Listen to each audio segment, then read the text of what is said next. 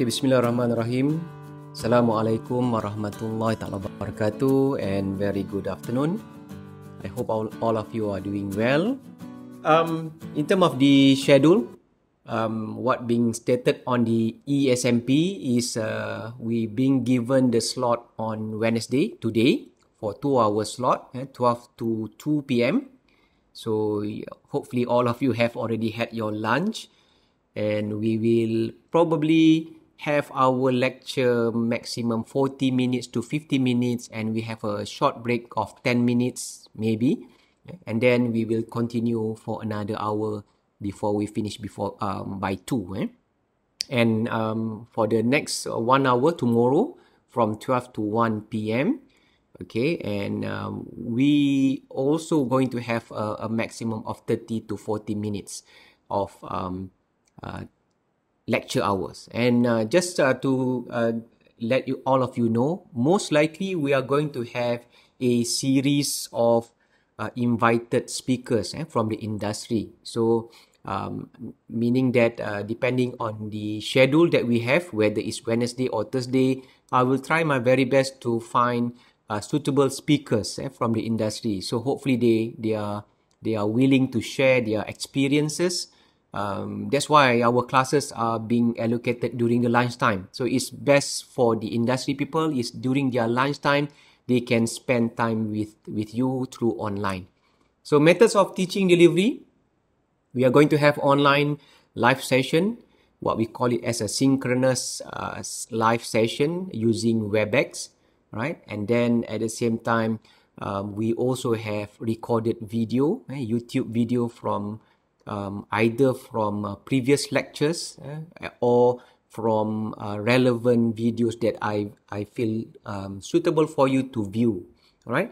And it can be a live video session, or I will give you the link and you may view it during our class session.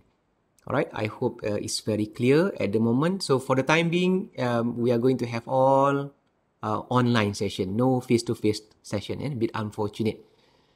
Okay, in terms of the introduction, okay, so basically the course is called Management of the Aerospace Industry. So from the title itself, you can see that we are going to focus on the management aspect of the industry development, the aerospace industry development, as well as the management. So if we look at aerospace itself, it is the definition of aerospace is not just talking about airlines, it's not just talking about space communication, it's also it is vast. It is consists of activities of aeronautics as well as astronautics.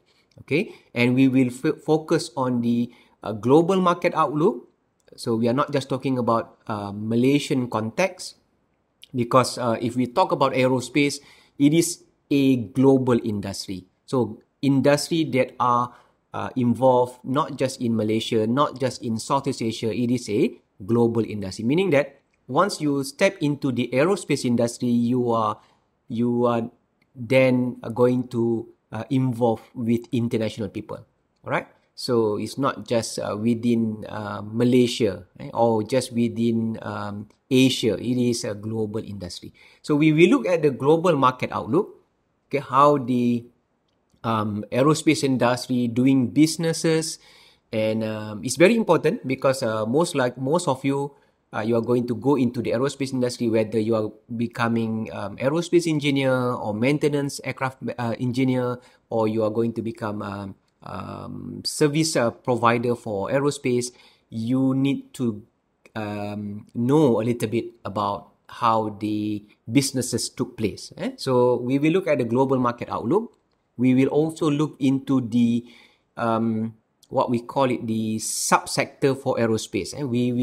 The subsector for aerospace being divided into 5 main sectors, namely MRO, maintenance, repair, overhaul, and we also have aerospace manufacturing, okay, the second subsector for aerospace industry, and we also have the third subsector called system integration, and then the fourth is engineering and design services, and not to forget that we also have a subsector called education and training. So that is we will cover all of that, the 5 subsector, at the same time the global market outlook. At the same time, we are going to also look at the strategic analysis, because if not, I'm just going to share with you what are there in the industry, how many companies that do we have, how many workers, what kind of criteria of engineers that being needed in certain subsector for aerospace. So we are going to do some strategic analysis, and we are going to analyze on the local gap case study. So when we talk about local gap case study, we are talking about aerospace industry in Malaysia in the context of global industry. So where is Malaysian aerospace industry compared to the global aerospace industry as a whole? All right. So that is what we call it as the synopsis of the course that you are going to take. All right. So let us look into the topics. There are, I think, roughly about 11 or 10 topics and 1 case study at the end of the subject. This is a 3+0 subject. So we do expect that you spend a minimum of 3 hours having lectures, trying to absorb all the information that being shared with you. And at the same time, you have another 6 hours out of the class, 6 hours of activity that you self-learn, or you are viewing videos, you are discussing with friends, or trying to find other source of materials to make up the 120 hours for this particular course. So the first topic is Introduction to Aerospace Industry. So most likely I will share with you a few links of major aerospace players in Malaysia. Right, so there are we are going to look at the overview of the aerospace industry, some definition, local aerospace industry development and management, and we also look at the recent global market outlook. So if you would like to have a reading, you may try to search on Google about market report, aerospace market report. There are also Boeing projection for global aerospace market report. There are Airbus market report. There are different company, McKinsey, PwC, those consultant company. Right? They are producing a certain report for you to refer. Okay. And we are also going to look into the topic of MRO, because some of your fellow friends, your seniors, once they complete their degree in aerospace, some of them decided to go into the maintenance, repair, overhaul industry, a subsector for aerospace industry. So it is even though they have a degree, they would like to going into this particular subsector. Not some of them becoming aircraft maintenance licensed engineer, some of them becoming the managers, looking at the CAMO and so on. We will look into the global market trend with regards to MRO, and we will also focus on the local gap analysis for Malaysia. And this is where we introduce the regulatory body, right? The Department of Civil Aviation, now known as the Civil Aviation Authority of Malaysia, the Directorate General for Technical Airworthiness. This is for the military aerospace regulatory division. And we also going to introduce you to EASA, ICAO, and many other relevant body with regard to MRO activities. And in this particular section also, we are going to introduce you about the Approved Maintenance Organization. So CAAM or DCA Part 145, as well as DGTA. Meaning that when you would like to embark with MRO activities, what are the regulation involved? What are the body that regulates the industry? Okay, And most likely we are going to have an invited speaker. I'll try to find relevant managers in MRO to speak with regards to the aviation maintenance management, right?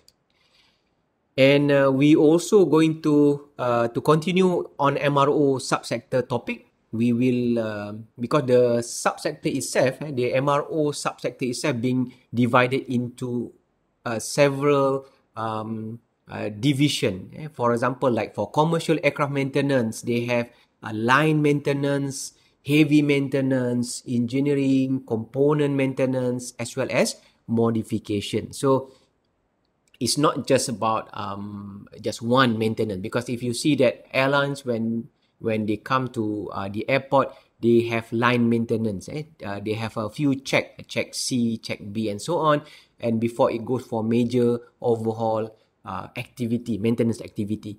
At the same time, we will also look into military aircraft maintenance. They also have line, heavy, engineering, component, and modifications, but they have a different ways of doing it, because different body look after the maintenance aspect for the military. Okay, so we will introduce you the differences between the commercial as well as the military. And then how about the ground support equipment? Who do the maintenance for ground support equipment? At the same time, the ground system, air traffic control, air defense control system, as well as the simulators maintenance. So we will touch upon those subtopic on MRO. And if we see here topic number 2 and topic number 3, most likely we will take up around 4 hours of lecture, depending on the situation. Okay, and then we go to the second subsector in aerospace industry, which is called the aerospace manufacturing ecosystem. Right, so many aerospace manufacturing company has already have their footprint, have their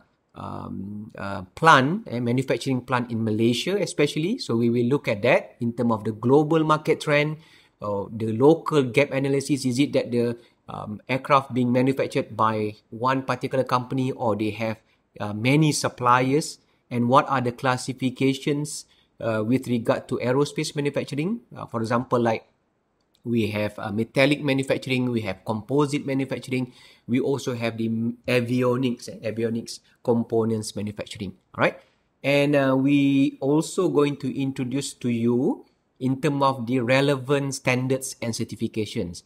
So there are so many standards, but I will choose the one which is more relevant to the industry when they require graduate engineer. Okay, because there are so many other aspect. This is going to be a bonus if you would like to go into the having job placement, or you want to apply for jobs.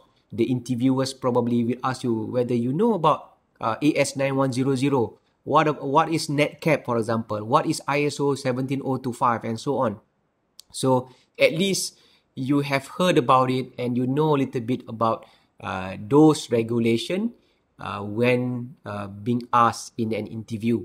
So we are trying our very best to prep you when you are going into the industry later on.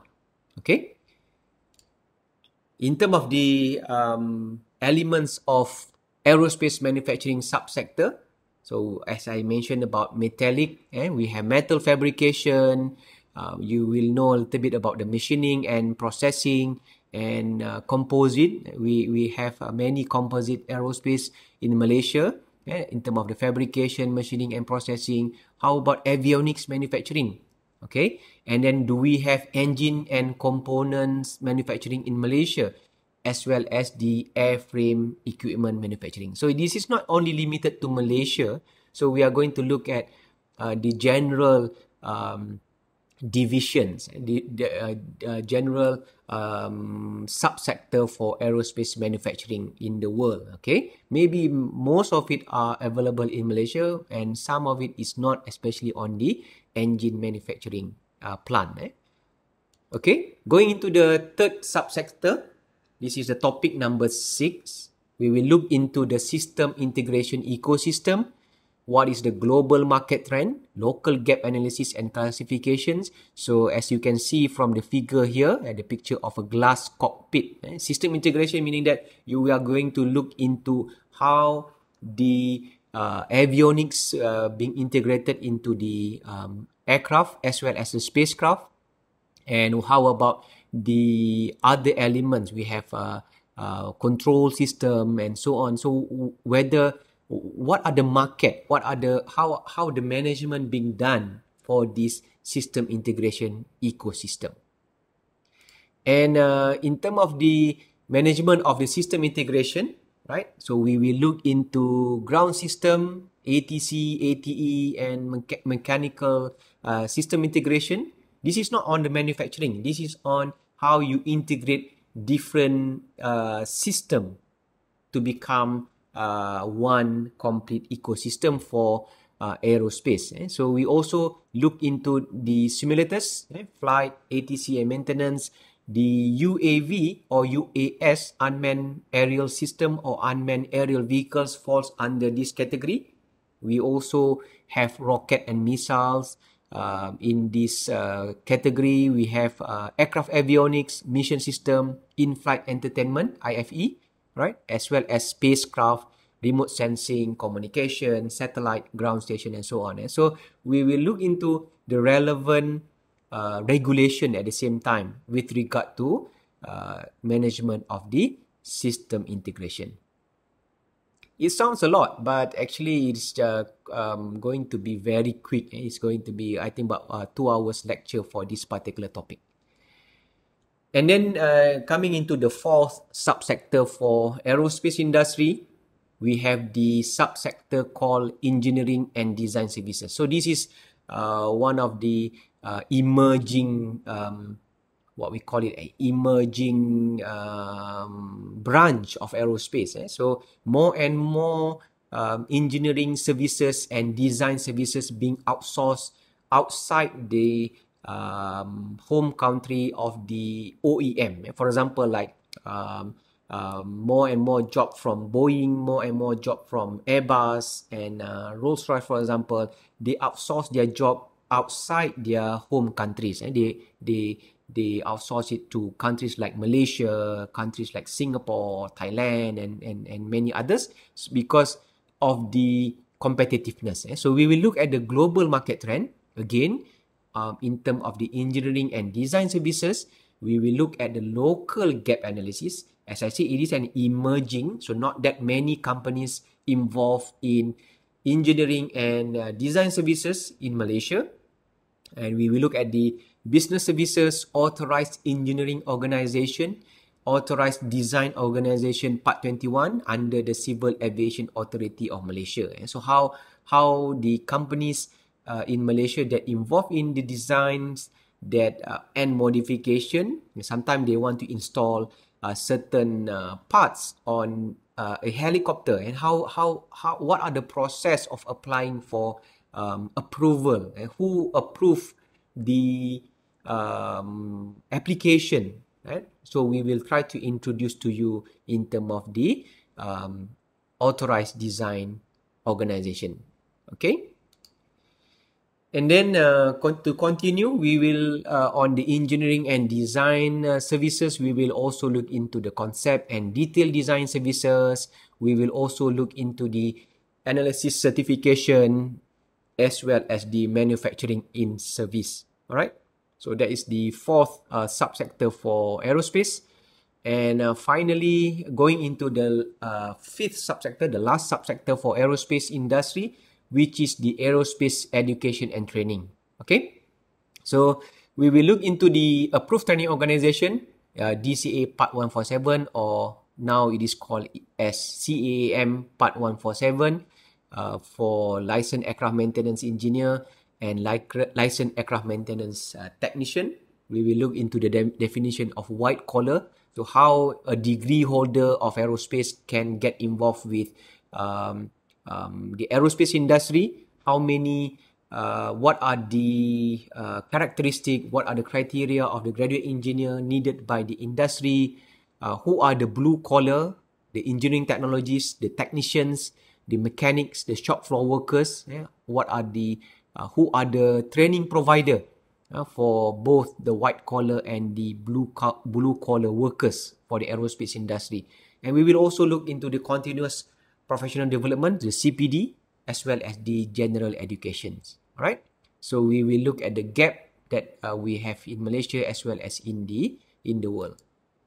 At the same time, this is the final topic, the strategic analysis, local gap case study. So we are not just talking about one typical aerospace subsector. We are going to cover the whole 5 subsector. We have 5 subsector, the MRO, manufacturing, system integration, engineering design, as well as the training and education. So we will look at what are the policy involved in terms of the enhancement, how the government of certain countries, especially for Malaysia, what are the policy implemented by the government in order to further increase the numbers or the businesses for the aerospace industry. And what are the institutional framework in terms of regulatory framework? Who are the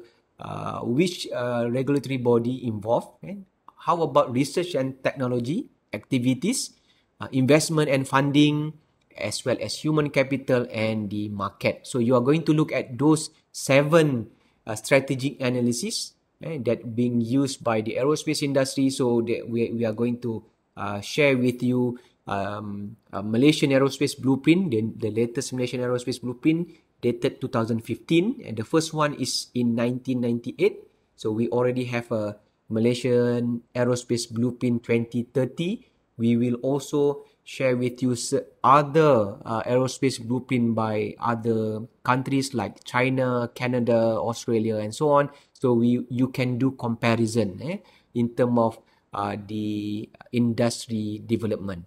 All right, because as I said, you are not just going to work as an aerospace engineer in Malaysia. You are going to get involved with the global. So that's why it's very important to see where the ability for aerospace engineer to do gap analysis and to do business, whether there's an opportunity for business. Because at the end of the day, it's not about numbers. It's not about a mathematical solution. It's not about engineering solution. It's going back to the business, whether you as a worker, as an engineer, can bring more business to the company. All right. So that will be the intention of this particular course. Okay.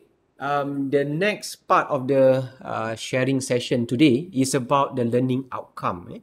So as usual, we have learning outcomes, or we call it as the course objective for this particular subject, EAS 3123. So we have 4 course outcome or course objective altogether. And then we also have 5 program outcomes. It's quite handful. So there's so many program outcome being assigned to this particular course. Let us look into one by one.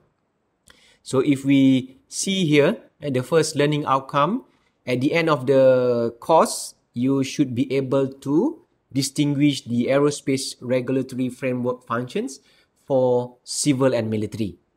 So it is being mapped into program outcome number 1, which is the application of knowledge of mathematics, science, engineering fundamentals, and engineering specialization to the solution of complex engineering problem. So don't worry about this particular course, whether we have how many equations. There's no equation involved at the moment for this particular course. Okay, you are not expected to provide a cash flow or budget for a company. It is just a matter of knowing how aerospace industry being managed. So okay, that's the first one, the course outcome number 1. And then we have course outcome number 2, which is you are able to, at the end of the course, you should be able to identify global market outlook in the aerospace industry. This is being mapped into ethical principles and commit to professional ethics and responsibilities and norms of engineering practice. Okay, so that is the first two, and then we have the other two, number 3 and number 4. You also should be able to recommend measures to develop the aerospace industry. As I said in the last topic just now, you're going to do strategic energy by looking into strategy for different countries for policy, for example, research and technology, human capital. What are things that can be further developed? Meaning that you need to be able to propose in terms of what are the action need to be taken by the regulatory body, or action by the companies themselves, or to the government of certain country. So we map that onto identifying basic opportunities in entrepreneurship. So this is where the business comes in, all right? And we also map it against recognize the need and have the preparation and ability to engage independent and lifelong learning, PO14 and PO13. And finally, course outcome number 4, you should be able to adhere the management principles in aerospace industry in general.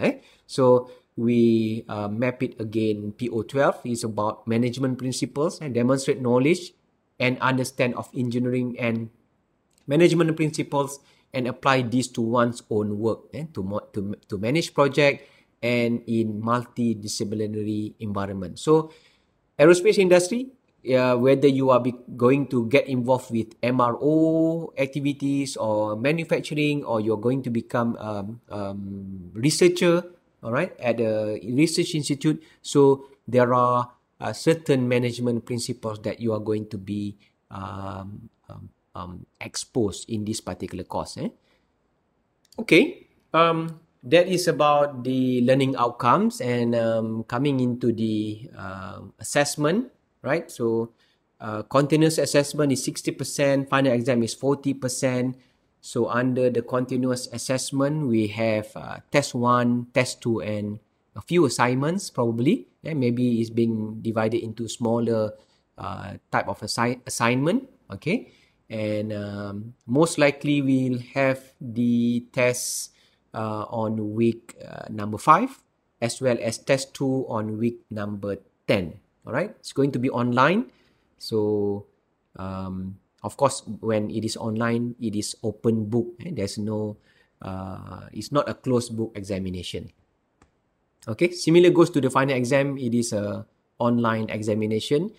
If anything changes, if the university decided that, okay, we will have our final exam to be face to face, hopefully the university will announce it earlier so that you can make prior arrangement. I hope they will try to announce it quite early, maybe after week number 8, week 8 onwards. All right. So depend on whether you like very much online session or you don't like, but yes, we try to follow whatever the university being already stated. Okay, certain references. Most of the references that going to be used is from my own notes. You will be given the notes through our Putra Blast, and these are other references that you can refer to. We have Global Market Forecast by Airbus. Maybe you can find the latest Airbus Global Market Forecast. I think this is about 2015. It's quite old. For aerospace, anything more than 3 years is already old, considered old, right? Aviation Maintenance Management, as well from Kinison. We also have a book about International Air Law and ICAO. It is talking about essential air and space law, okay, from Milde, okay, and Rodriguez and Stephen Cusick, Commercial Aviation Safety, and also from my book, from Kamaruzaman Zainal, and it's me, Abdul Rahman Butalib, and Iskandar Haq. It is the Aerospace Malaysian Industry Blueprint. I'm one of the main author for the Malaysian Aerospace Industry Blueprint that being published in 2015. Alright. Okay, I think that's all for the slide on the introduction